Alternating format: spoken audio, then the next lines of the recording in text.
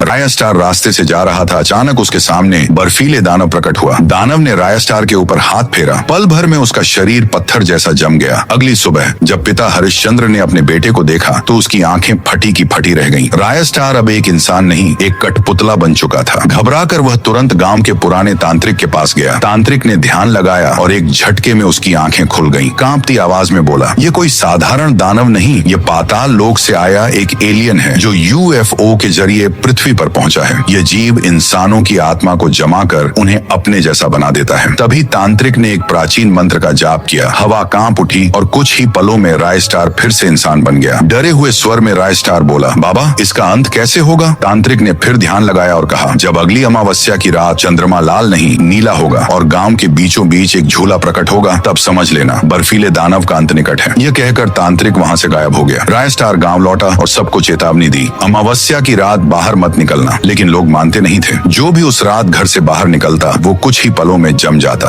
और वो इंसान धीरे धीरे उसी बर्फीले दानव में तब्दील हो जाता। ये सिलसिला 30 साल से चल रहा था। कोई नहीं जानता था ये सब क्यों हो रहा है। फिर एक अमावस्या की रात आई। गांव में मेला लगा था। खुशियां थीं, झूले थे, दुकानें थीं। रात के ठीक 12 बजे राय स्टार अपनी छत पर गया और चंद्रमा को घूरने लगा। चंद्रमा लाल था और तभी आसमान से वही बर्फीला दानव उड़ता हुआ दिखाई दिया। दानव के गांव में उतरते ही जमीन जम गई। लोग भागने लगे मगर कोई नहीं बच सका। जो बचे वो मारे गए। 500 साल बीत गए। फिर आई अमावस्या की रात। चंद्रमा का रंग नीला हो गया। आसमान लाल हो उठा। सन्नाटा छा गया। राय स्टार दौड़कर गांव के बीच पहुंचा और उसकी आंखें चमक उठी। सामने वही झूला था। राय स्टार झूले पर बैठ गया। झूला तेजी से नाचने लगा। तभी झूले से एक आवाज आई, इस दानव का अंत किसी इंसान के हाथों नहीं होगा। इसे खत्म करेगा वही जिसका शरीर आधा इंसान और आधा जानवर हो। राय स्टार चौंका। मेरा शरीर भी आधा इंसान और आधा खरगोश जैसा है, यानी मैं ही इसका अंत कर सकता हूँ। झूला रुक गया। अगली अमावस्या गांव एक बार फिर शांत था। रात के 12 बजे वही दानव आया और इंसान का रूप लेकर राय स्टार की ओर बढ़ा। राय स्टार दौड़ता हुआ झूले की ओर भागा और गायब हो गया। दानव ने सोचा शायद ये झूले में है। वह झूले पर बैठ गया। झूला जोर जोर से नाचने लगा। अचानक आसमान लाल हो गया। एक तेज आवाज के साथ UFO आसमान से उतरा